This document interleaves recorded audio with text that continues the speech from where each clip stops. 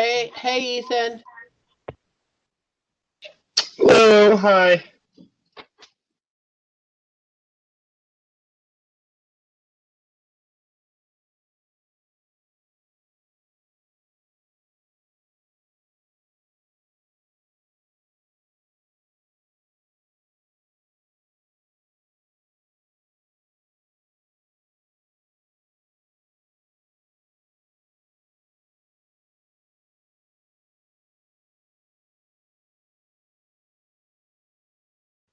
Hey, Vivia.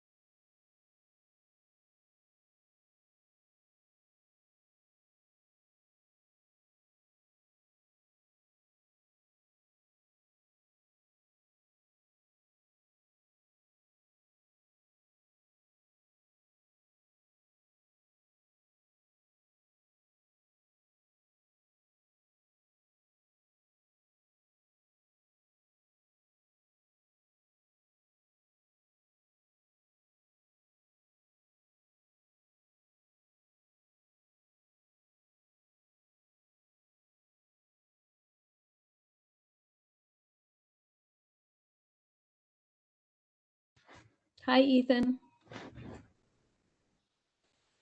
It's Sonal. I'm here. Hey, Sonal, how are you? Good.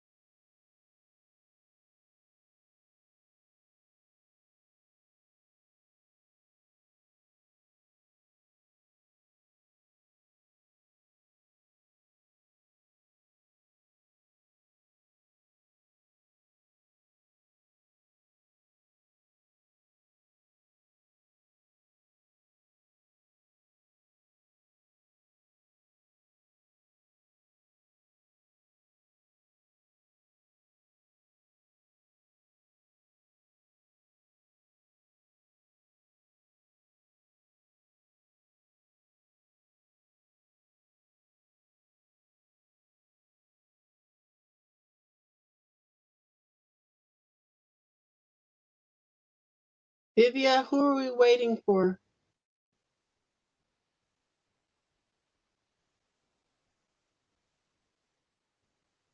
Hi, Fred. It's Julia.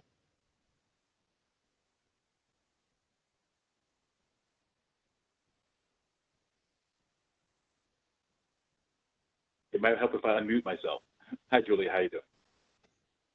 I could see your mouth moving. I knew. Okay, all right, there we go.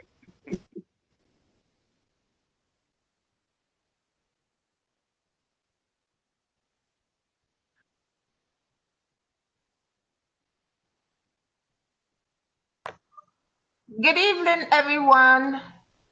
Good evening, dear.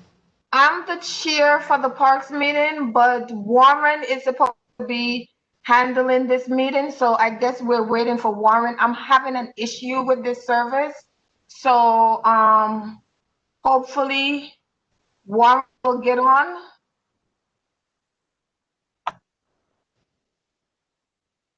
Yes, Warren's having difficulties entering the room, so just remain on standby until he logs in.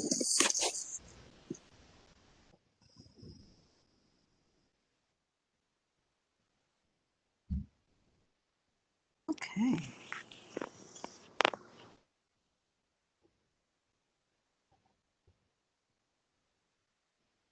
Evening.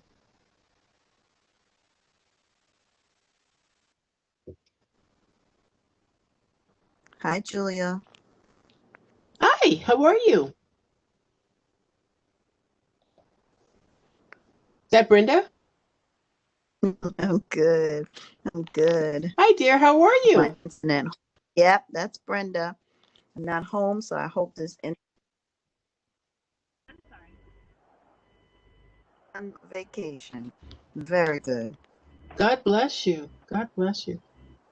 You never got back to me after I sent you the email about the Hi. about the parks, about what's it? Parks alienation.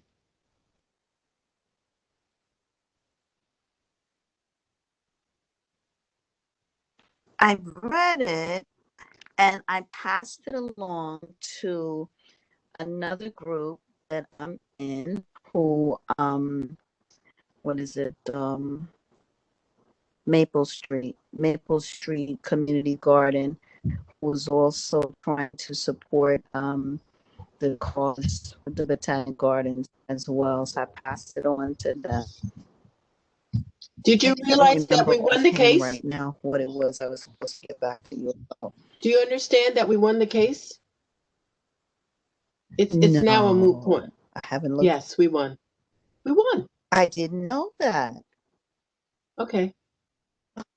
So we won, and so yeah, I know. What we won is the ability to make the developer go back and do another full study, because the numbers that they provided to the court did not add up. And in fact, the judge went so far as to do a calculation of his very own. He said, not only did they lie, but I think they lied about other things, and let me point them out. So at this time, we are now there is another case that has to do with a monster development, which would be much larger than the first development. And in this case, we are now, and this brings Ethan into the conversation, it is now, we're looking for support from the Botanic Garden to support us. They are unable to support us in the way that we would like because of their 501c. Is that what it's called, Ethan? 501c distinction. Yeah, we're a not-for-profit organization, but I don't think this is the topic of tonight's meeting. So, and I don't want to sort of detract from. It's not my meeting. Okay, Ethan, it's not your meeting, but you do represent the Botanic Garden, or are you here as your own person? No, we were invited to talk about our community and education programming, so that's what we plan on Okay. doing tonight. Okay, good deal, good deal. Okay, so what it was is that at the last meeting, we were discussing the alienations of parks and of Parkland. And so Brenda and I were in a discussion about it. So it is about this meeting. So that's how it came about. And so I'm telling her at this point, we are now in the place where we won the first case, which means that we were able to assist with protecting the park from the development. And now we are in a second case, at which point we are asking the Botanic Garden to do some representation for us. And they have, at this point, they're in the process of doing 2 studies, which would be about the alienation of Parkland. So if their studies come out the way we think they would be, if you built that building, you would cause damage to a parkland, which you shouldn't be able to do.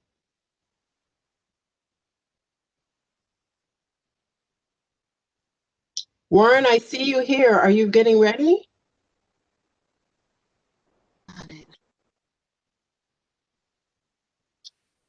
Why are we using this platform if we have so much difficulty with it? Hi, everyone. Hey, Vivian. I really can't use this service because it keeps on shipping in and out. So I might get cut off because I'm having difficulty with it. You know, I'm hoping that Warren could access. Warren is here, right? He hasn't answered us back. I can see him, but he's not answering us back. Vivia, is it possible that Ethan can give his presentation and then we can just get on with things? Thank you so much, Julia. You're always on the ball. I appreciate you. So, Here, Ethan, I'm a team member. I'm a team member. Here you go. you're Go a ahead. team member and player. Thank you. So, Ethan, we're going to open the mic to you so you could do your presentation. Thank you. Thank you so much, Chair, and thank you, Fred and Warren, for the invitation as well, for us to come and talk to you guys a little bit about some of the stuff we do over at the garden. So I'm sure I don't need to tell you guys what BBG is. I think we're all familiar. But Warren reached out and said maybe it would be good for you guys to talk a little bit about sort of, obviously we all know, you can come down to the garden and you can, walk around and enjoy, the beautiful scenery and sort of the interpretive stuff that we do over there. And actually, I'll just quickly point out for everyone, right now during the week, it is pay what you wish. So if you wish to pay nothing, tickets are free. But even beyond that, since we reopened in August, 20% of all tickets, daily tickets, because we have a sort of daily cap on tickets, like we're sort of required to have, based on our reopening plan, 20% of those tickets are available for free to community members.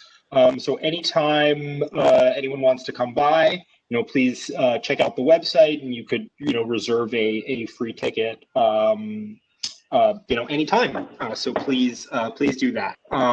So I will actually, wrap up my remarks here and turn it over to our really fabulous and dynamic Vice President of Education, Sonal Bhatt. She runs, in addition to sort of, our educational programs, she oversees our sort of community greening program. So she's involved in a lot of the community work that we're doing in both at the garden, in schools, a whole really, myriad of programs that I, can't even remember all of them because there are so many. So I'm going to turn it over to Sonal, who's going to tell us a little bit more about sort of, what we've been up to during and, even before the pandemic in terms of our community and educational work. Hi, everybody. It's nice to see everyone. I love all the great backgrounds that I'm seeing. It's making me jealous. Either you're in beautiful places or you have nice backdrops that make you look like you are. And I just have my crummy background of my bedroom in the background. But it's nice to see you all. Just a little bit about me. My name is Sonal. That rhymes with tonal or clonal. That's the best I can do. But I grew up in Boston. I'm first generation. My parents came from India. And I have been at the garden now for, gosh, it'll be 12 years in April. I've been in New York for 19 years, but I did grow up in Boston. I have a degree in marine biology, so it's strange that I'm working in a botanic garden, but it's because I love science and I love the idea of the relationship between plants and animals. And I love talking to people about science and getting other people excited about the things that I love, which is mostly protecting and caring for nature. So that's really what brought me to BBG. Right now, I am the Vice President of Education and Interpretation at BBG. And so I am going to walk you through some of our education programs. And it's going to be a combination of what we would have done pre-COVID and telling you about the things that I'm very proud of that we do, but also talking about some of the things that we've tried to fill in during COVID. So I hope not to go too long. I do love questions. So if you have questions, please feel free to ask them during the presentation. I have no problem with that. And I think I'm going to share my screen and get started. And I'm going to start with a little bit of the history of the garden. So let me try and do this.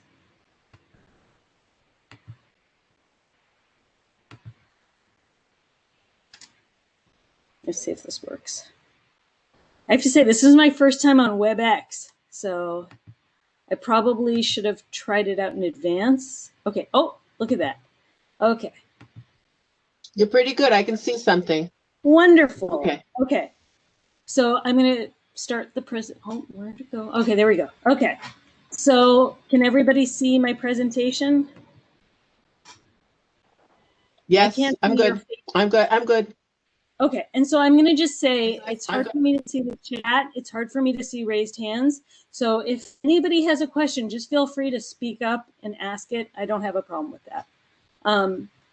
So on this first screen, I just want to say the whole reason we're here is plants, because plants actually, I think, will save the world. They're amazing. They're really cool. And right here is a plant that's actually in bloom right now in the garden. It's called the paper bush. And in another time of the year, it has these very fragrant flowers. But right now, it has these really strange little hairy buds.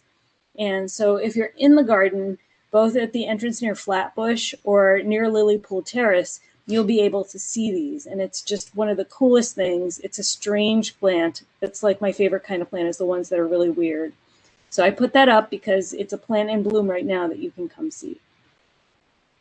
But I want to start with a picture of the history. So here you have all these little kids in knickers. This is 100 years ago. And this is really where education at BBG really started. A lot of times in old gardens and in the gardens that were first in the country and in the world, the idea was these were places where people studied plants, and they really weren't for the public. They weren't for kids. They weren't for even anybody who wasn't a scientist or an academic professional. And Dr. Gager, who was the person who started BBG, felt very differently about gardens. He felt like they really were something that was about education. This was a brand new concept for education for gardens all over the country, public gardens. So I love this quote, which is just about the fact that getting your hands in the dirt was so important. So the way that BBG started was that it was founded in 1910. The first garden that opened was the Native Flora Garden, at the time called the Local Flora Section, which was all about the idea that Brooklyn was urbanizing, as we know, very urban now, but it used to be a lot of farmland and it was getting developed. And during that time, he wanted people to be able to understand the plants that used to be here, the plants that used to be within 100 miles from here, and have a sense of being able to teach that to our kids. Because that's our natural heritage that we all have in this area. So that was the first garden he made. But the second was the Children's Garden, which was the first of its kind, a place that was for kids and only for kids to actually do hands-on gardening. And that was a big deal. Nobody else was doing this at the time. So here is a few pictures of the kinds of gardening that was happening. And as you know, today we have a very large children's garden. And I don't know if anybody here has had kids that have gone through it. But my kids have. I have a 10-year-old and a 6-year-old. Other than COVID, they've been in the program. And it's a chance to be a gardener in New York, which is not easy necessarily. So this is a picture from 100 years ago, and this is next to it is a picture of today. And we're trying to continue that tradition of really giving people the experience of being in nature. So today we have 25 different education programs, at least, with more. We grow all the time.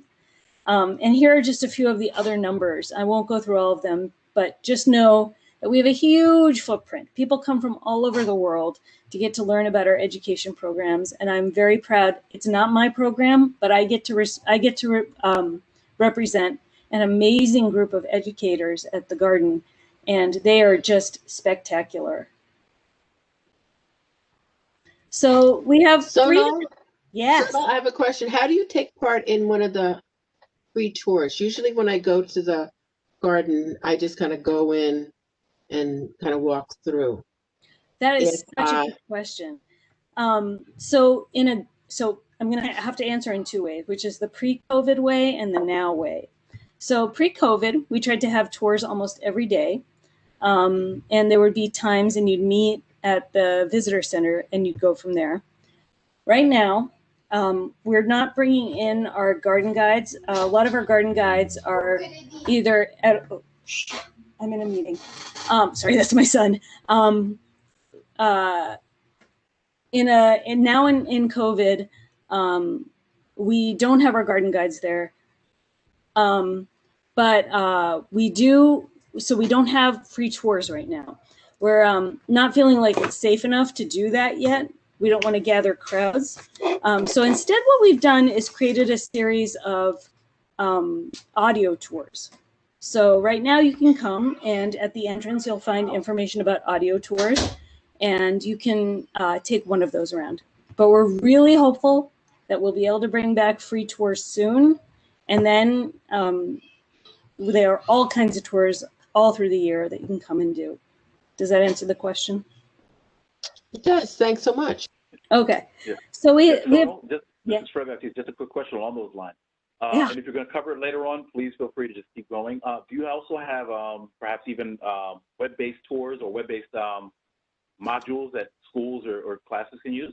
You are so on the ball. I feel like you guys are writing this for me. That is totally where we're going. Right now, during this time of COVID, the website really is your best friend. We're trying to put a lot of information there and create a lot of free resources. So I will get into that in a little detail coming up, but you are so on the ball and that is super on point for where we're going. So I will get there. I'm just going to say very quickly, this is like a little bit of an overview of the programs. And they start, and this is probably more than we need to go in the weeds. So I'll go really quickly, which is we start with like, you want to come, you want to have just a quick experience, you can do this. You want a more in-depth experience, you go to number 2 in these kinds of programs. And number 3 is like, you want to be our best friend. And then we've got programs for you that you can get really deeply involved in. So let me go to the next slide and I'll talk about the Children's Garden. So the Children's Garden, this is pre-COVID, hence there's no masks, is a garden where it's only allowed for kids. I have to say, before I had kids, I would stand outside looking in kind of enviously. And I think that's the experience a lot of people have. But a lot of kids have a very different experience. There are programs for 2 to 3-year-olds, or 3 to 5-year-olds, 6 to 12-year-olds. And oops, I'm going to stay there for a second. And there are scholarship programs. So when we are running programs, there are opportunities for people who cannot afford to pay the full price to come in on scholarship. And so all of that's written up in all our materials, so you know how to find out about scholarships. Here we are in COVID times. It's not happening right now. We're really hopeful that we'll be able to bring programs back quickly, but we're really concerned about the safety of our visitors and our staff and really want to only do it when it's safe. In addition, in a pre-COVID time, we have free programs in our Discovery Garden. We have free programs for schools and we have free guided tours. Again, right now, those aren't happening, but we're really hoping they're coming back. All of that's depressing because it's all about the things we're not doing. So here we are at our website, and this is an example of something we are doing right now. It's called Garden Quest. So when you get to the garden, you can find out information and look at this while you're in the garden. There are activities you can do with schools or families when you get to the garden. Here's an example of one from the fall. Are pumpkins fruits or vegetables? Who knows? How do you determine what is a fruit or a vegetable? And that's a conversation I could go into. We'll have a whole other session about that. But for now, just know that this is a resource that's available to you. It's bbg.org, Learn Garden Quest. Right now, if you come to the garden, it will talk all about how plants keep warm in winter. And there's a scavenger hunt you can do in the garden, along with take-home activities, cooking with apple butter and cinnamon apple chips.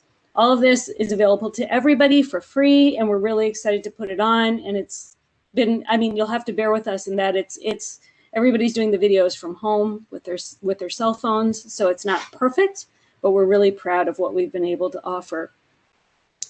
If you go to our website, there are all sorts of types of information that you can get and do from home or do at the garden. For example, there are lots of projects you can do. Here again is the apple butter and cinnamon apple chips, but you can also make citrus decorations, learn about how seeds travel. And this is all for families. We know a lot of families, mine included, are doing a lot of homeschooling. And it's been pretty hard to get your kids involved in science. That's one of the things that I think has not always been totally followed through in schools right now. So there are activities that we're hoping will be useful for tying into science for your kids at home right now. There are videos that you can get to that talk about all sorts of things. Here are two examples of two of our really, really dynamic instructors talking about what it means to be a plant growing, things you can do at home to explore kitchen botany, and things about this one. I pulled up one that was about spring, but right now, winter-focused materials. In a normal year, pre-COVID, we do have a lot of school programs. We do a lot of school workshops. We do teacher training programs. We do something called Project Greenreach and Brooklyn Academy of Science and Environment, which is our partner high school across the street. For example, Project Greenreach, I don't know if anybody has kids who've been through the school system, but if you live in a Title I school, this is a program your school may have been involved with. Science in New York is complicated. For that reason, the DOE really depends on places like BBG to teach its teachers how to teach science. And that's one of the really important roles that we fit into as an institution. So in this program, we teach teachers how to grow plants with their kids, how to do plant investigations. And I can say my own child, I live in Kensington, and my own child in kindergarten was with a teacher who had gone through the program. So he got to grow paper whites in his classroom, and it's something that schools are involved in. At this time for schools, it's been a little hard to have schools come, mainly because the DOE has said there are no school trips. So if you are part of the DOE system, your school does not allow field trips. If you are a charter school or a private school, we have been seeing some of those schools, and we're super excited to have them on the grounds. But in the meantime, we've developed something called virtual trips. So virtual school trips is something that all schools K through 8 can sign up for. It's very low cost. It costs at the low end $50 for a classroom to take a class with us, or it's free, or practically free, or it goes up to $75. So you have the option of, I just want to watch the videos and with my class, all the way up to, I want to watch videos with your class. I want you to mail me a kit that has plants. To I want to watch the videos. I want to do the plant kit with showing my kids how to grow plants. And then I want one of your instructors to come and talk to us about plants and do a lesson with the class. So all of those are available from $50 up to $85 for a class. And there are discounts for Title I schools, but we're really excited to be able to offer that. If any of you have schools, kids in school, and you want to sign up for one of those programs, I don't know who asked this question because I can't see names, but this is the place where that information is. We are super excited to be offering field trips for kids in schools, and this is the place where schools can sign up for that. Does that answer that question? Okay. All right. The other kinds of programs we have, other than Children's Garden, is our Teen Apprentice program. We just actually are doing interviews this week to get our 2021 class of garden apprentices. So this is a 9-month teen program. It goes 4 years, and boy, my goodness, these teen apprentices are amazing. When we at BBG, when we think about our goal, the goal really is to help people care about and love for nature and want to protect it. And the best way that I know to do that is to start teaching people to care about plants when they're little. And that's what this whole series of programs is about. And this really is the highlight in the teen years, because that's when you sort of know, hey, there are things going on in the world and I can do something about it. And so our teens have gone on to some pretty amazing things. They do really amazing things. And right now, for example, we have somebody in the city council, which is very exciting. We have people active in teens that have gone on to be active in other community greening programs. It's really exciting. This year, our Garden Apprentice program is fully remote, which means it's all online. And believe it or not, these teens are still rocking it and doing an amazing job. Learning about science, being active about nature. So unfortunately this year it's completed as of last week. The timing doesn't work for getting your teens in there if you have teens, but keep it in mind for next year. We love seeing teens who are just excited about nature. And this is a little bit more about the program. Our goal is to get these kids into great colleges with good financial aid and to get them into jobs with lots of good skills, so they're successful, but they also have that ethic of care for the environment. So right now, things you can do at home. We have a summer program, which normally would meet in person. Because last summer they couldn't, we created a series of videos and did a at-home camp. We did this through WNET, and we did it with our partner organizations, which are the library and a few others.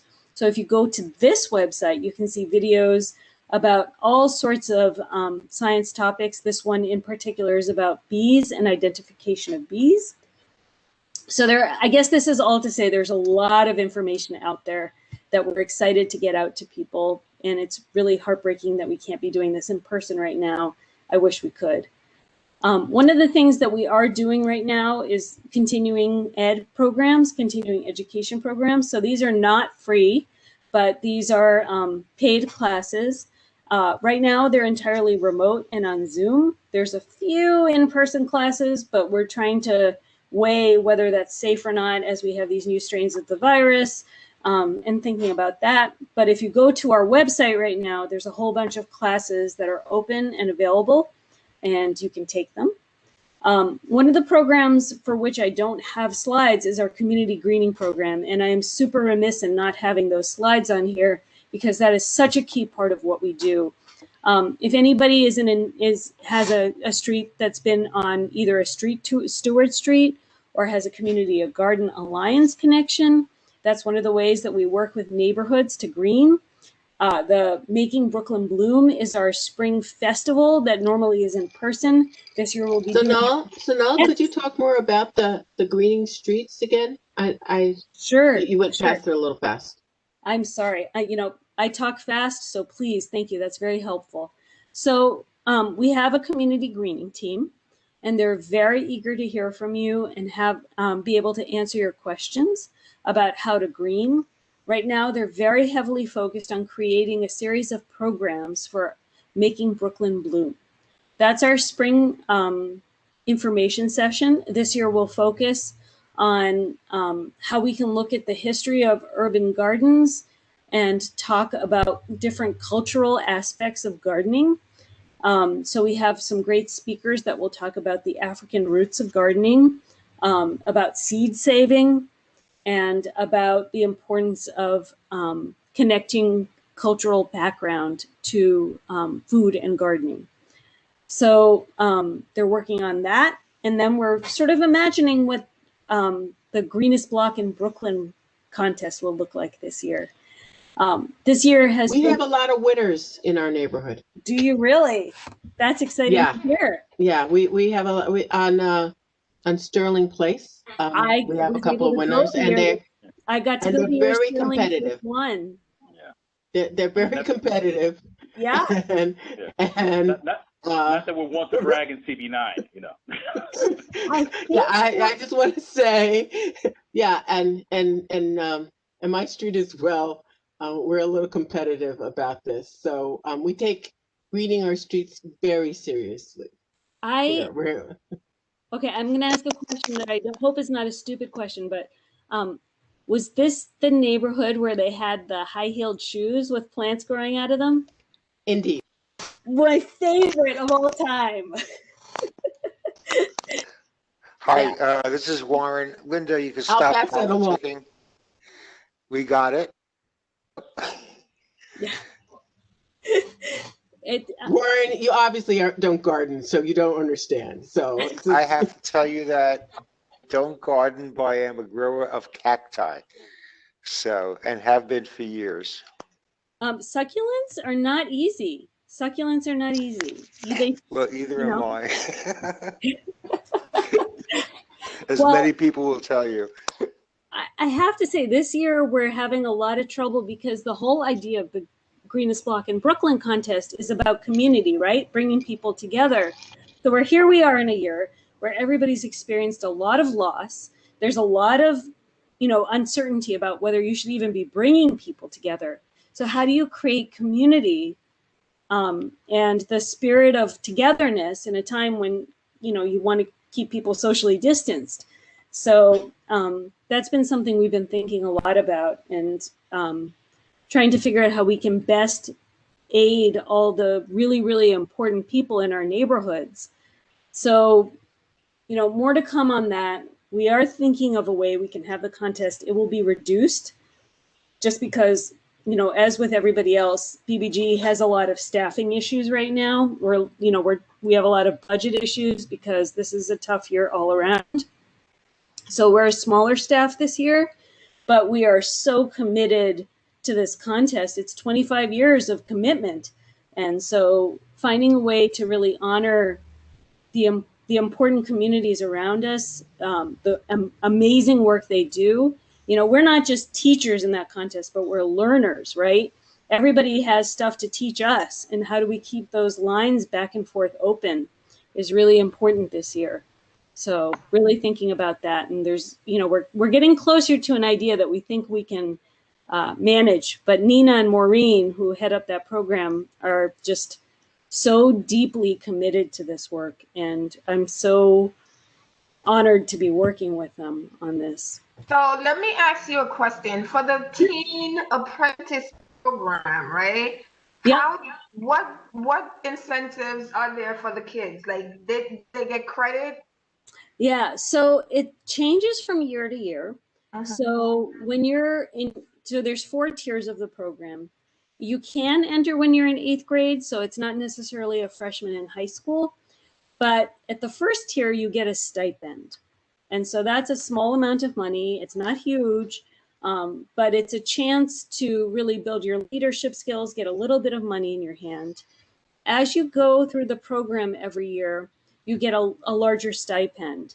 And then in a pre-COVID year, in year 4, you're actually making minimum wage. You're helping to teach our programs in the children's garden. So not only does it look really good on your resume, but you are actually making money off of the experience, which is important because, at the end of the day, let's be real, you're making a choice between working at McDonald's or working with the garden, and we're trying to be competitive with that. In addition, for tier 4s, that top tier, we're offering lots of training for applying to college. I have to say, in a good year, we have a really hard time keeping our year 4 people, because if we do our job right, they're off to college. And so that's the best case scenario, that we lose them to college. And I'm proud to say in the last 2 years, not only have we had 100% admittance to college, but a lot of them with good scholarships. So that's something that I feel really proud of, that we're helping these kids go on to do some really important stuff, which is not only support their families, have a good living, but, you know, be really good citizens of the world and build their leadership skills. So throughout the 4 years, they're learning those leadership skills, they're resume building, but they do get stipends through the first 3 years and then move on to minimum wage. So That's the other terrific. place that you can connect Chanel, with are us, you need I'm sorry that was about my that. How question. do you Let's get the, continue. how do Vivian, you, let's wait. Vivian, excuse me, Vivian, I let's wait cannot till the hear. end. Someone else Okay. speaking? Yes, it's Okay. Warren. Can we Okay, wait till the end Warren? of the presentation? Yes, Warren, I understand that. I'm asking a question. No, that's the How, point. yes, Warren, thank you. How do you get the young people to participate in the program? yeah, so the Garden Apprentice program, we start actually recruiting for people in November. To participate, you put in an application. The application process involves answering some essay questions, having your teachers write information for you, and then going, if you get selected, you go through an interview process. This year, this is terrible timing for this presentation because all of that process has happened, and we're actually this week, on nights when I'm not doing this, I'm in interviews for the Garden Apprentice program, where they're doing interviews to select the final candidates. Then they'll start in March and they'll go through next October and November. That'll be the end of the year. And then we'll recruit for the next year. So if you're interested in the program, next October, November is the time that will be available to you. And if you have questions about it, I was remiss in putting my email address, but I will tell you all at the end. What my email address is, so in the chat, so you can reach me if you need to. Thank you. Warren, did you have a question as well? No, I'm finding this presentation excellent, and I just wanted you to continue. Oh, okay. Well, I'm almost done because I know it's been a long time, but thank you for saying that. If you have not connected with our library, this is another way that you can. My goodness, sometimes when you do these presentations, you realize what's wrong. I didn't put the phone number for the Gardeners Helpline, so I also will put that in the chat at the end. But if you go to library@bbg.org, that's a place where you can connect with our library. And even though we're closed, our 2 librarians are working so hard to answer questions, and they get all kinds of questions about how to keep plants, questions about BBG and the history. And so there's lots of really interesting ways that you can connect with us. Even though it's hard, you can't get into the library right now. So now, what is the last item on that list? It was Floraligium. Yeah. I don't know what that is. Floraligium. Oh, so the Floraligium. Yeah, that's a really interesting program. That is an artist program where we have artists come in and they select plants and they draw them, and those pictures go into the art collection of the garden. And that's sort of a tradition that went on in that's an old tradition of Botanic Gardens, but we're really excited to be doing that at the Botanic Garden. And we normally have exhibitions about that. So hopefully when COVID is over, we'll be able to do another exhibition and show some of those pieces. One of the other programs that I thought this group might be excited to hear about is the memory loss tours. So pre-COVID, we were doing these, and these are for individuals with memory loss and their caregivers. Often we're finding that not only is it important for people who are having memory loss, but if you're taking care of somebody with memory loss, it is relentless and it's really hard and it's really important work that people are doing, but it can take a real toll on you personally. So we're very lucky to have somebody on staff who's very dedicated to this work. And so on a monthly basis, by request, people can come, caretakers. This is either done by organization, by nursing home. Again, during COVID, this has been a little bit difficult, so we've been doing some virtual programs. but you will come and do a potting up, get a tour of the garden, and really have a good sense of the therapy that comes out of interactions with plants. And I bring this to the group because if at some point you want somebody to do a presentation for this group, for people who are memory loss, I think, we can organize that, and we'd be happy to do that for this group. So I put that out there as something that we would be eager to do. I have a little, this is one of those things, again, if you want, I'll give my email at the end, but if you go to our website, you'll see more information about this. And so my last pitch is, if you go to bbg.org, there's going to be a lot of things for you to do there, lots of things to engage with, and lots of ways to connect to the garden. We are not necessarily able to do all of our education programs in person, but we care a lot. And we're trying to provide a lot of free stuff for people because we know this is a really important time for us to be there for our community. And again, as Ethan said, we're open. There's a lot of rules about social distancing, mask wearing. These are all to keep us safe because we want people to come, have a great time, and feel like they're in a place where they are being taken care of. Right now, if you come, there's all sorts of berries in bloom, and they are pretty spectacular. So it's a good time to be in the garden. And I think that's it. So I can stop sharing. Thank you, Sunil. That was just excellent. It's Warren. Does anyone have any questions for Sunil besides what was asked? Yeah, so now I was thinking, and I'm thinking out loud here. If we were to create, if this committee were to create a funding, could you help us with sponsoring virtual tours for schools? I mean, because you said that they cost money. So, Yeah. and if a school were, hold on, this is me, hold on. If a school were to want to have one, I mean, somebody in CB9 would want to have one of these tours, but they don't have the money. But CB9 has the money, or we could have the money, because we do have money. Could you help us, how much money should be set aside? How many schools do you think would be needed? What, is it a program that people are that interested in? And am I just going into something that I think is interesting, and then maybe you don't even have that many people who want it? I'm where I'm going with that. I'm going to be really honest. We just launched these last week. We don't know how many people are going to sign up, so we would love to get more schools signed up. So that would be wonderful. Julia. It's a great Thank you, idea. Vivian.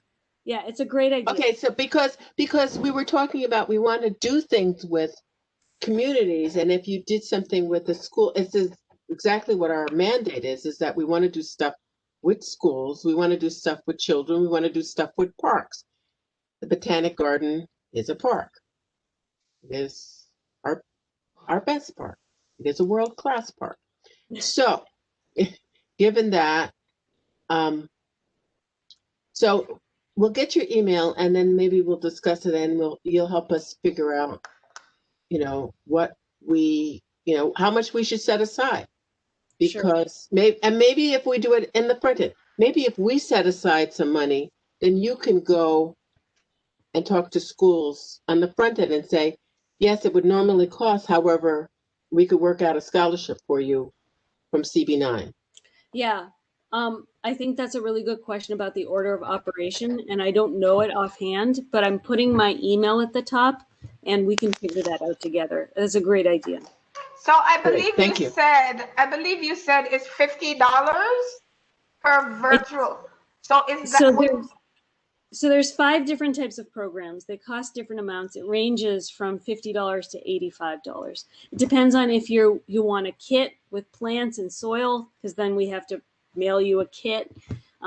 It depends on if you want a teacher in the room with you. So there's a few different options, and I can go through all of those, or connect you with somebody who can go through all of those.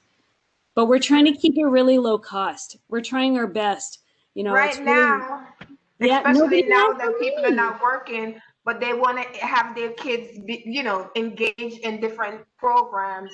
So, And frankly, the DOE hasn't put a lot of money toward this. So we're trying to make it at cost as much as we can do to make it feasible for everybody. thank you. Okay, thank you. Any other questions or comments? All Yeah, right, this is so- Fred, if I could very briefly. Who is this? First of all, this is Fred. Hi, Fred. Okay. And I'll be very brief, just so you know, I don't want to hog the meeting. First of all, this is fantastic. I mean, I've learned so much about what you guys do, and I've grown up in the neighborhood, and most of the stuff I didn't know, so it's fantastic. Just to the point in terms of, I think that this is great that I think you've already kind of inspired some of the members here, including myself, that, you know, how we can help out BBG more. I did want to point out in terms of there's not too much we can do from the CV9 budget perspective. Most of the budget, and just basically by city fiscal rules, we can't really give to the organizations in that respect.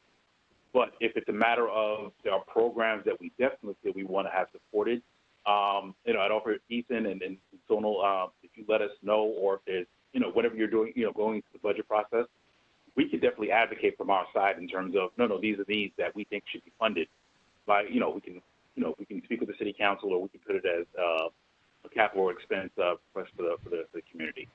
But this is fantastic, and I really appreciate you coming. I know you've already come to our ULERP meeting. Now you've come to our Parks, Recreation, and Culture Committee. And I already have a few other committees that you might end up making a world tour in CV9. But so there might be some other committees we'll ask you to come back to. But thank you so much for joining. I like your background too. It makes me miss Looks the familiar, garden. doesn't it? All right. Sonal, thank you so much. That was an excellent presentation. I am so impressed. You fit the exact objective we're inviting people to our meetings, and that's to give exposure of what's available to that we haven't been taking advantage of. So we'll have a lot of follow-up on that. And what really impressed me was from, kids to seniors with memory problems. I can, to piggyback on what Fred said, I invited the chairperson of our health committee here tonight, but she's probably working. But between health, education, a whole bunch of things, we can do that. Broaching Julia's comment about funding, as Fred said, there isn't a lot of funding, but that doesn't mean that independent committees can't go out and raise money. So it's something we should really think about, especially at this points you're talking about $50 to $85. So it's something there. So I just really want to thank you and Ethan making her available. It was just absolutely perfect. One thing I would like to ask, could you send your presentation to our office? I can do that. Because there's so much information in there we really have to dissect. All right, it's a lot. And then what the executive committee will do is distribute the relevant parts to each committee, and let's see how we can work together. Just phenomenal. Thirdly, I apologize for not being able to get on. I thought Fred fired me, but I was able to get back on, but I apologize. So thank you so much. It was Ethan, really nice to be here. Thank you for inviting me. It was great hearing you. And of course, Ethan, you and Mr. Burnaby, we thank you for your other assistance. And it's well received within the community. So thank you. Thank you, and All thank right. you so much, Warren, for the invite. Thank you to it's a pleasure. Fred, the chair, and Vivia, the chair of the committee as well. All right. So thank you. So the next thing was, I've integrated the committee objectives into some of my comments. But the major thing is from each of these things, last month we had BRIC, this time we had BBG. And if you disagree, the members of the committee think that this is not a good direction to go to, let me know. We're going to have other major institutions, and I'm hoping by the end of the year, meaning June, that our committee will be in a position to know what resources are available to our community. And then we're going to move forward with how do we implement them. And if we're lucky and our committee members stay the same, we can start in September, hitting the ground, or over the summer, and start doing things to take advantage of all this, how should I say, all this information, but more importantly, the resources and activities that are available. So next month, Warren, I have a question. Of course. Warren, it's Julia. Yeah, So, I'm almost there. I'm trying to look at you. I'm a little bit concerned that we're going to spend yet another year planning. I've been on this committee. This is on my second year. And not to, air our dirty laundry in front of company. We haven't done anything. Okay. Exactly. And now you're telling me we're going to have another year of not doing anything. No, I'm not telling you that at all. I'm not saying we're not doing anything. In fact, this is a very intense learning process, and I appreciate it. However, my secondary question is, we will then have not served our community. We will have. I have to tell you that this really been inactive. I really appreciate your comments, 100%. I really think for us to learn, but does not stop us. Anything that you're hearing at any of these presentations to hop on. All right, and that's the important part. So I am certainly all ears, and I'm sure the executive committee is all ears. Let me say one thing. No, excuse me, Viv, I'm speaking. Vivia, okay. I'm No speaking. worries, Warren. You like to interrupt, so I understand. I'll let you go ahead. Go ahead, Warren. Okay. The important thing is that we can jump on and integrate any suggestions you have for actions. I'm a big believer in doing things, so by all means. So let's use an example from tonight. If you think that way to raise money for schools, $5 for those tours, let's talk about it. I'm very, very interested, because I am a senior. How do we implement getting the word on memory tours out? I mean, there was just so much stuff there. All right, so let's talk about that, and you don't have to wait for the next meeting. All you do is write an email. We are implementing board. So, Julia, I appreciate your comments. I agree with your comments. But I'm first a believer in knowing the lay of the land, which does not stop the suggestions. So we're ready. Okay, right? I agree. Okay. So let me say one thing. The next thing we're going to do. Vivian needs to speak. No, Warren. Can I speak, Warren? Warren, let her speak. Maybe. Excuse me? Warren, you're not letting Vivian speak. Give her some room. No, I'm not letting her speak because she's interrupting the thought. And if I consider it kind of rude, but we'll go with that on another subject. Okay, Vivian, speak. Oh, okay. It's okay to speak now, Warren. Thank you. No, it's okay for you to interrupt, okay, to be blunt. But go ahead. Oh, did you finish your thought process? No, I didn't, but go ahead, Okay, you want to Vivia. finish your thought process? No, I don't want to finish anything, Vivia. I want you to talk.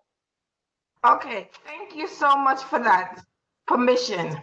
Okay, so last It's not year. permission, it's actually, Vivia, to be honest with you, it's not permission. Order of the day. Warren, please, order. Order of the day, let's carry the agenda. Okay? That's what Order it of the day, is. let's carry the agenda. Okay. Well, we can't because Vivia wants to speak, so speak. Warren, are you okay tonight? Yeah, I'm Is there no fine. issue? Are you Yeah, I okay? do have And an I issue. can't don't stay like- if you're misbehaving. I'll don't have to like- go. I don't Are like you being okay, Warren? interrupted. I'm fine. Okay. Are you sure? Continue, Vivia. Would you like to say something? Thank you for the permission. Now, last year we went and we did a parks tour. I continuously ask the board, the executive board, to work on putting out information, and nothing was done. Okay, so I understand what Julie is saying, that we've been going over this, we've been planning, and then we're not implementing anything. So let's try our best to stop disrupting each other and bumping heads and learn how to work with each other to help the community, because this is not about us. This is about helping the community. So I think that we should take our personal issues aside and focus on the community at large. Thank you. Okay. So Vivia, what would you suggest to implement now that you've done all the tours? After all, you are the chairperson, so how would you like to implement? Well, first of all, what I was saying, that we should try to get information out there for the community to a park. We have 7 parks in this community, in this district, right? Let's try to get some literature out there so the community, but no one, first of all, I requested a list of the community so we could send out email. I was told that it's not available. I cannot have, and I'm saying, I'm there for parks. Why isn't this information available to me so I can do an outreach to the community? It wasn't available. Thank you. So I don't know if my hands are being tied. How am I going to get the information out there to the community? Vivia, I think that's something, I find it very odd that that was the answer. We certainly have an email blast every Friday. Why don't you just submit what you want and we'll blast it out? I did. I submitted a proposal. Okay, so why don't you resend Excuse me, Warren, I'm not finished. Hello, Warren, I am not finished. You're criticizing I am not finished, Warren. Can I finish my thought? Of course. Thank you. Are you done? The question is, are you done? I'm not done. I didn't start yet. You keep on interrupting me. Oh. Thank you. So I submitted a proposal for us to get information out for the community members in that whatever area the park is located in. We sent out a blast to adopt a park, and it's not being done. The email blast.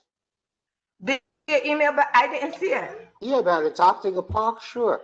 Are you saying we didn't have any responses? May I speak? Can I be on Stack? Vivia, is it all right? Can I be on Stack? Oh, always. Thank you. I do appreciate you. Okay, so my point is, Vivia, before we go back and forth about what was sent to the community and what was sent or what was not sent, I would like to have a further discussion about the Adopt the Parks program, because we're asking the community to do something that even I'm on the committee, and I'm not clear on what it was. I think it was something that was a great idea, but you didn't get any buy-in from your committee. So if you got a little bit more buy-in to the committee, then maybe we could break it up. You know, sending an email to a bunch of people and they don't answer, then obviously we didn't get our message out the way we should, or the way that's going to work for our community at this time.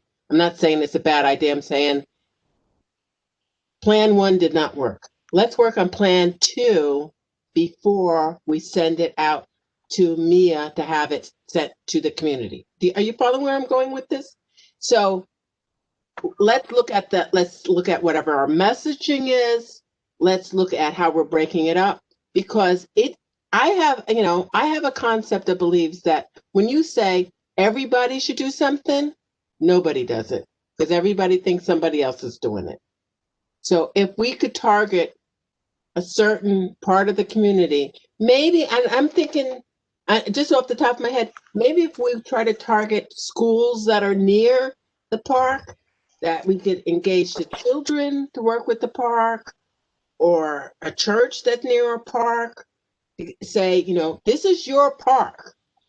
Can you help us work with this park? And then team two people, you know, two things together, this park and that community, this park and that institution, this park, this is your park. You look at it I'm going to curse. You look at it every day and you walk past it and you complain. We're here to help you fix this park. Don't curse the darkness, light a damn candle. Okay?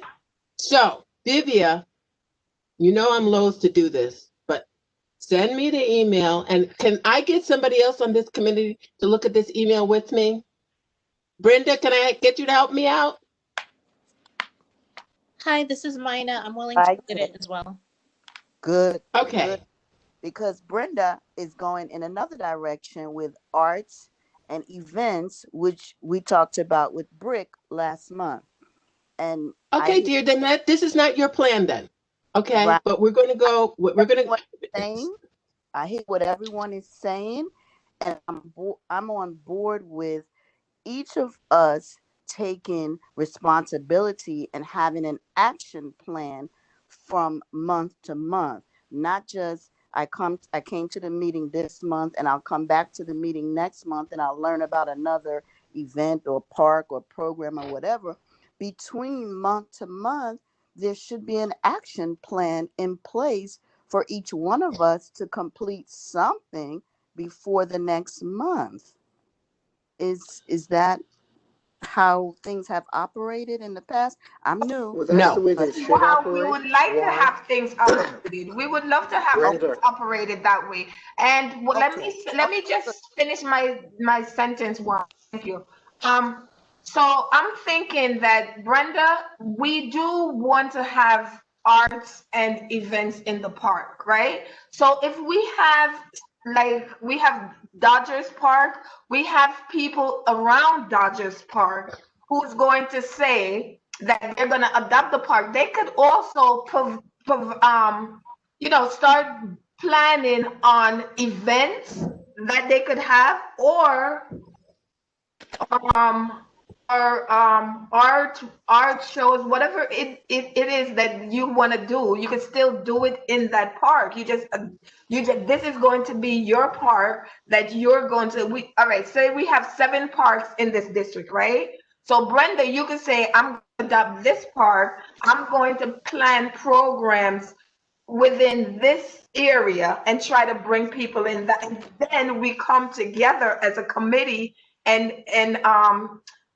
speak on what we've done in that particular park. So whatever it is that you would like to do, you want to do art shows, you want to do gardening, whatever it is that you would like to do in that particular park, that's how I believe that we could work with each park, not just focusing on one area. We focus on all the parks and bring all these programs. Sona, she provided a great deal of information a little while ago. We could use some of that information that she just gave us and bring it to each of this park in the district. So if each of us decide to adopt one park, that would be fine. Okay, I'm gonna mute myself right now. Yeah, can I ask?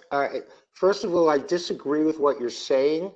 Parks are certainly very important, and we certainly want to bring as many activities as possible to them.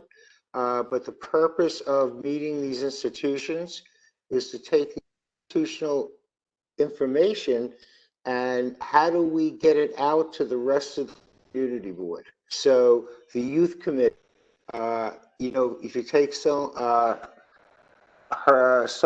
presentation, there are things for there.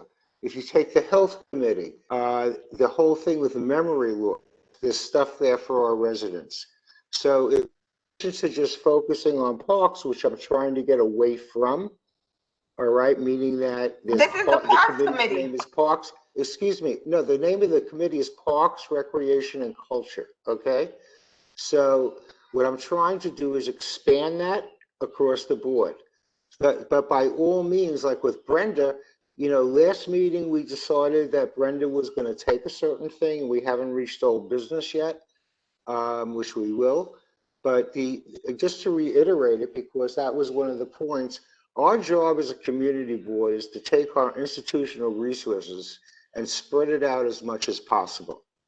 And the thing that I have noticed is that we have been ignoring culture and hence as well as BBG and also recreation. And one of the things I'm going to try to achieve for the next meeting is to have a representative from the Armory here. Of course, we heard through the grapevine that the recreation center is going to open soon and we don't know a lot about it.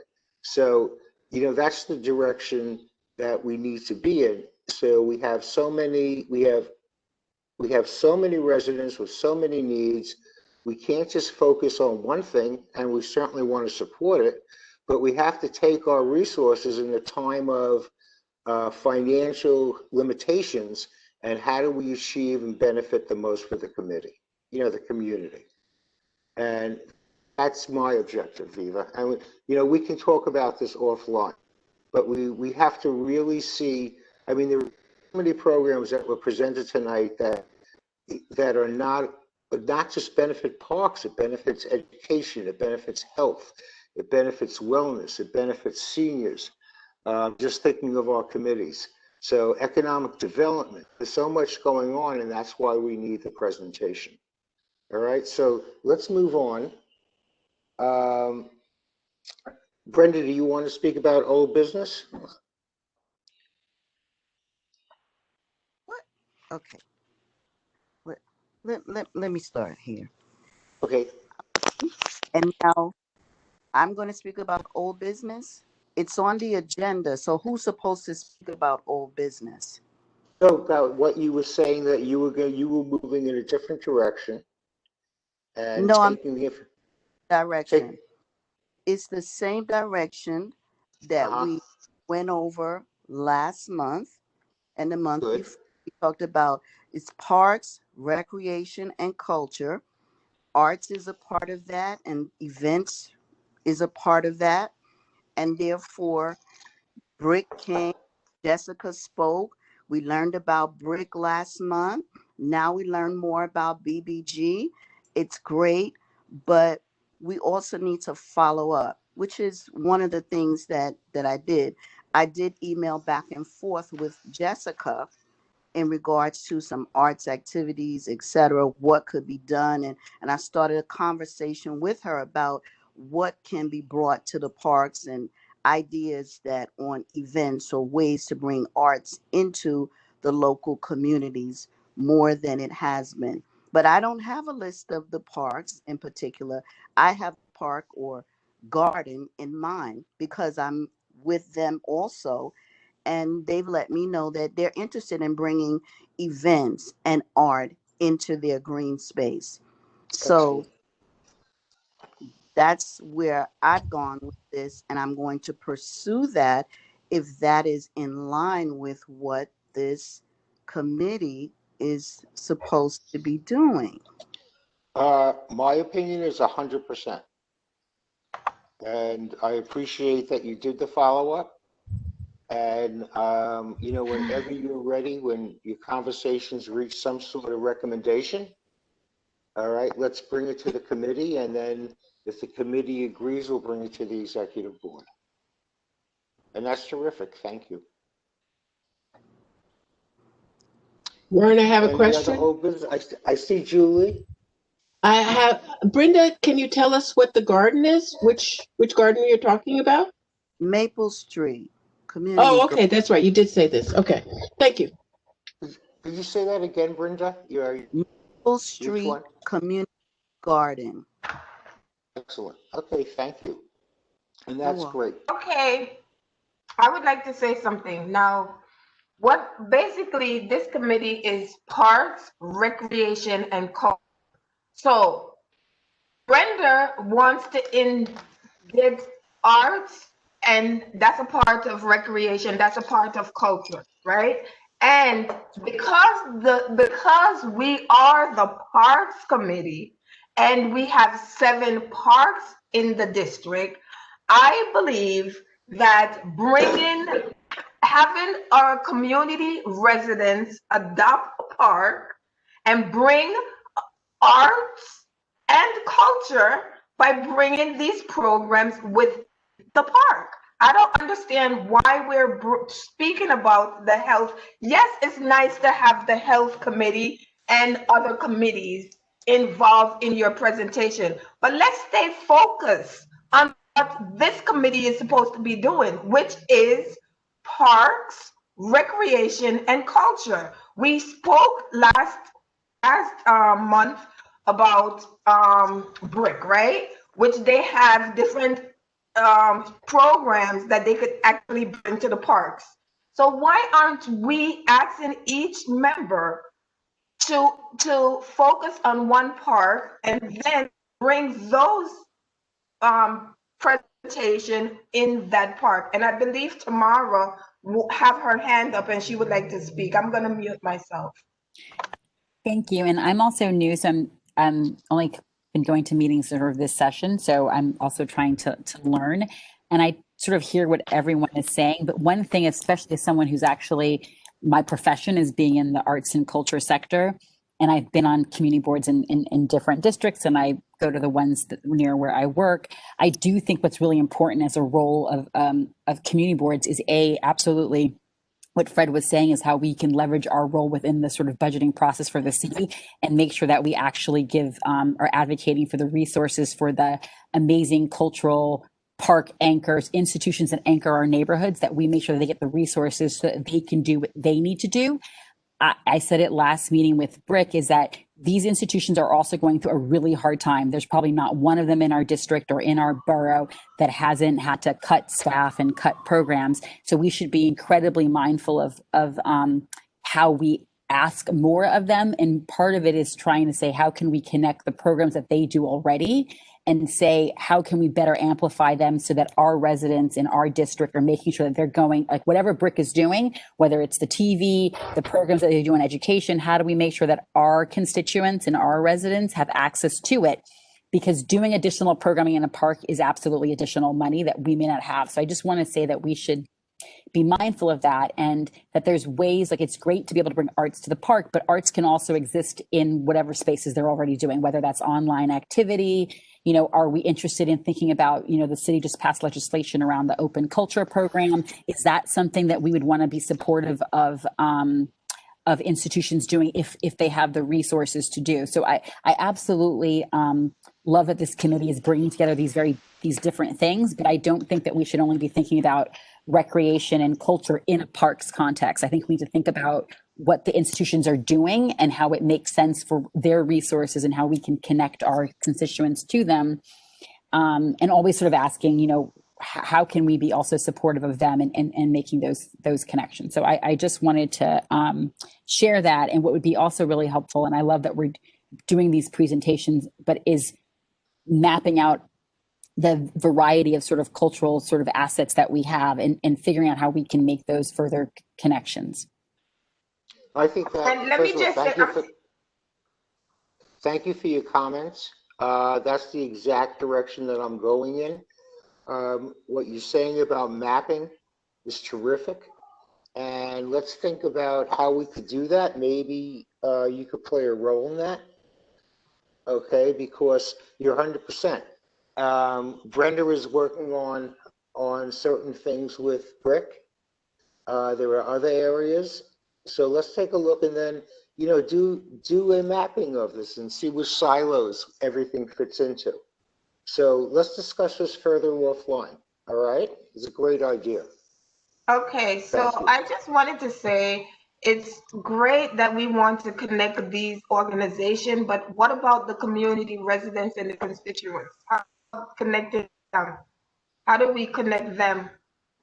No, And I think we absolutely can. So my job, like I used to work at BAM. And so what I could easily go to BAM and say, map out to me every education program that you do that fits into these zip codes. And then they will come and give me a report. And you could say, so part of it is these institutions are always going to say, we serve all of Brooklyn, but you can say, well, what do you do in these areas? And if we see that there's a deficit there, we can say, hey, do you know about this school? You may not be able to do this project, or is this a park that you like?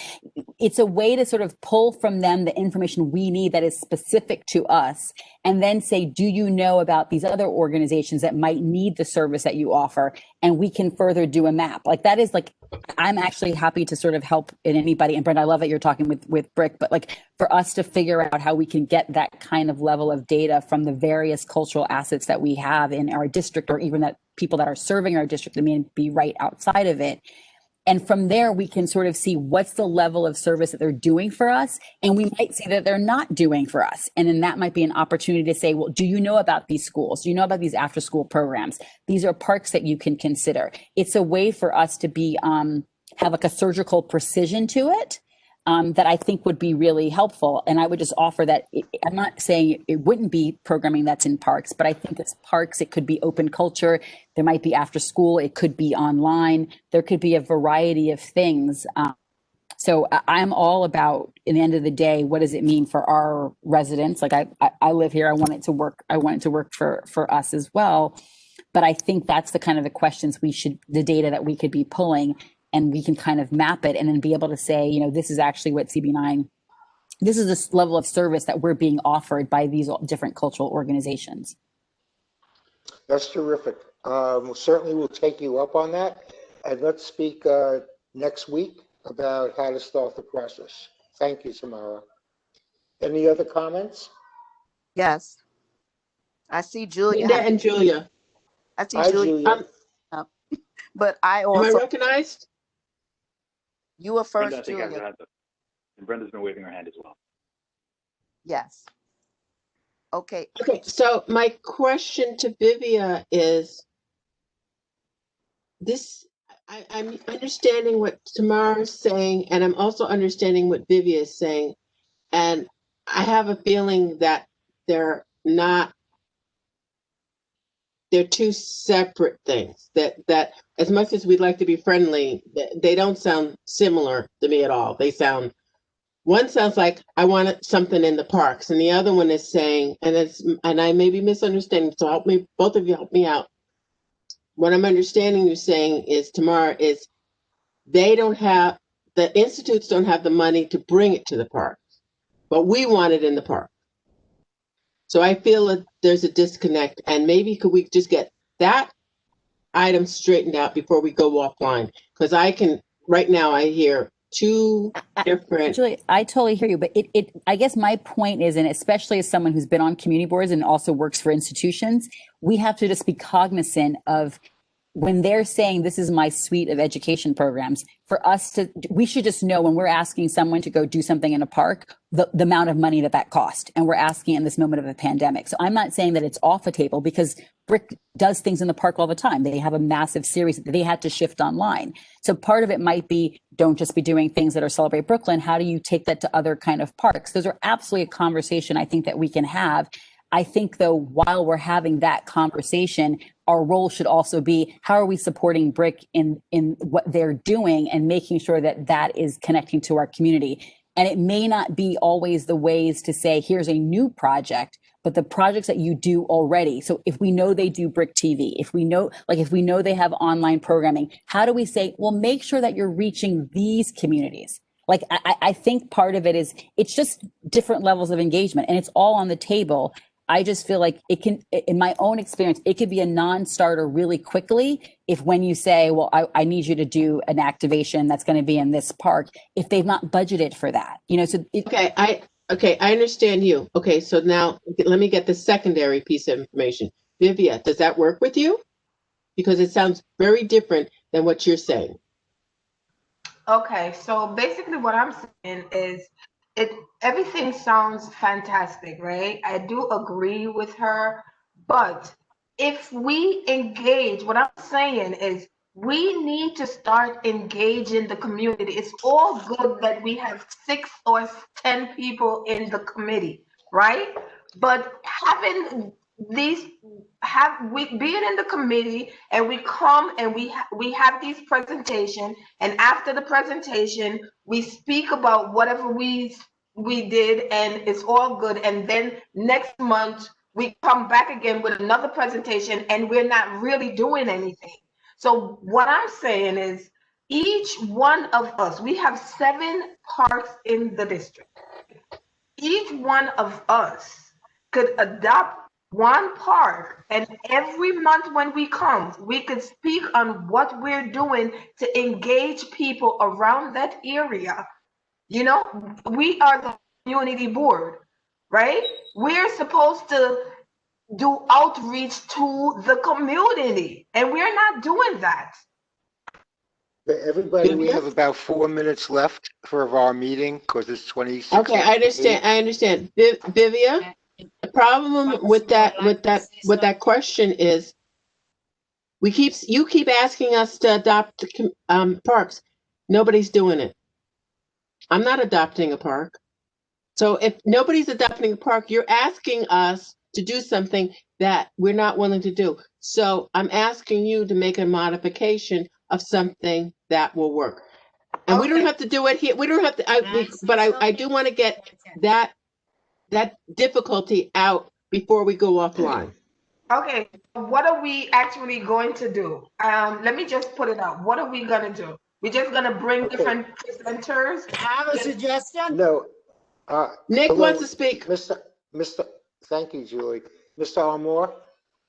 Well, my suggestion is something I've been thinking about all week.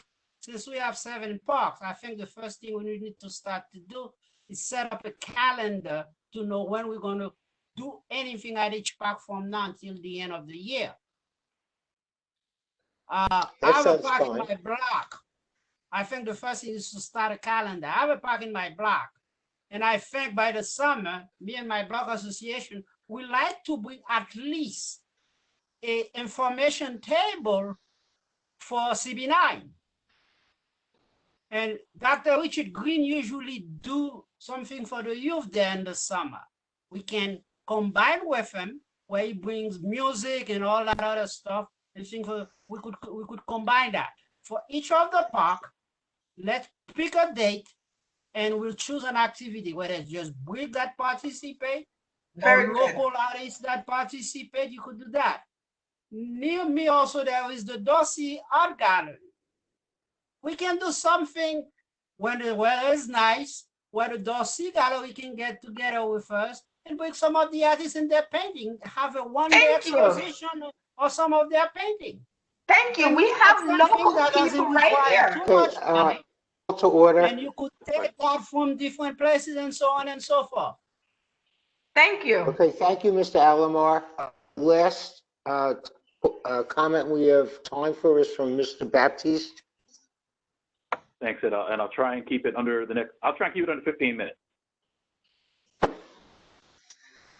Nobody's smiling about that. Okay, all right. No, very quickly. First of all, I just want to say I'm looking at all the people who are on this meeting, and I'm very happy at this point, just because I can say, I think Vivian can say it and Warren can say it, we've seen it where it's just 2 of us or 1 of us at a meeting talking. So I'm really happy to see everyone here. I thank everyone for their time.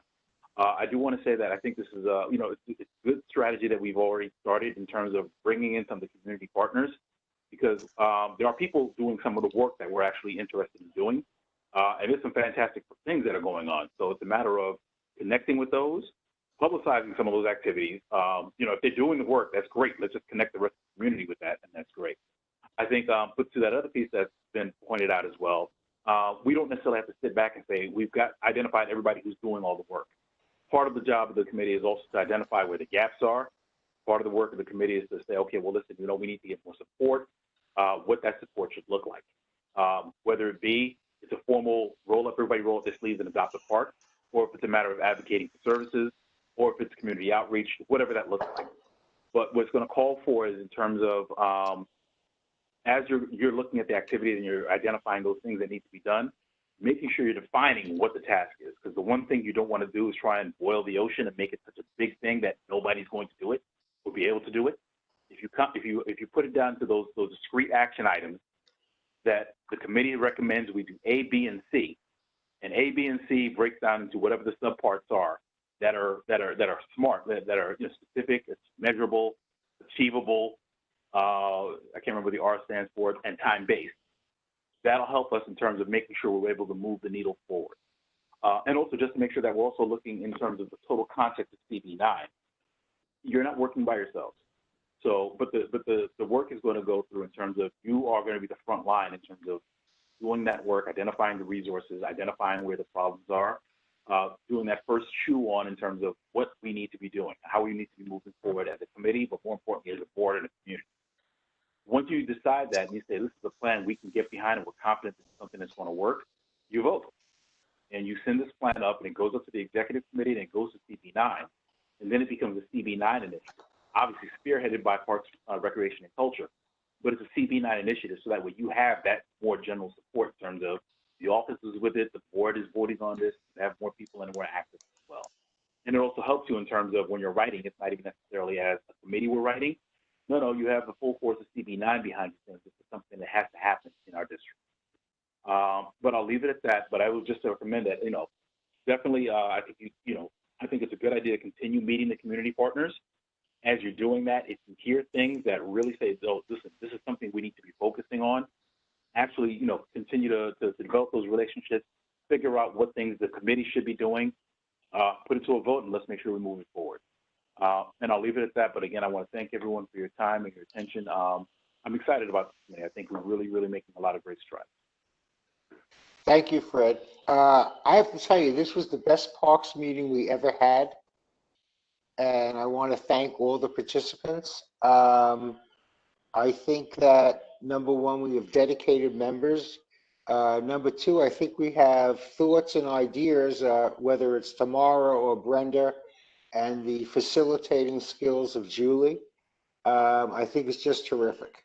So you all know the office's email. Just send it to me, care of the office, or I'll send you my email. But I think it's terrific.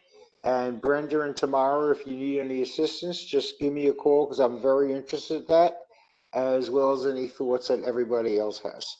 So thank you. I call for adjournment. I just want to say something before you adjourn. Yes. So it would be wonderful, like Brenda just suggested, if we could get a list of all the members, information, and a list of all the parks in the district to each committee member, so that we could look at if we're close to a park and we want to bring different cultural or whatever. There's so many local businesses and artists in this district that would be happy for invitation from the community board to actually come and present. There's blocks. I think that's terrific. Vivia, hello, why let me don't you finish. send Can me, I finish? Vivia, hold on. No, we're ending the meeting. But Vivia, that's a terrific Warren, idea. let her finish. Jeez, order. No, what do you mean, geez? I mean, we're past our time. She's let her finish her thought. On the agenda, it says clock, but because we're finished, because Warren want to finish, and I'm having a little difficulty, I would wish each and every one of you guys a happy and rest of the evening, and may God bless each and every one of you. And I'm looking so much forward to the next meeting. Good night, and thank you for participating. Bye-bye. Thank you. Thank you. Do I have a motion to end this meeting? You didn't have a motion to open it, so there you go. I know, I wasn't on it. All right, have a good night, everybody. Good night. Good night. Thank you. Okay.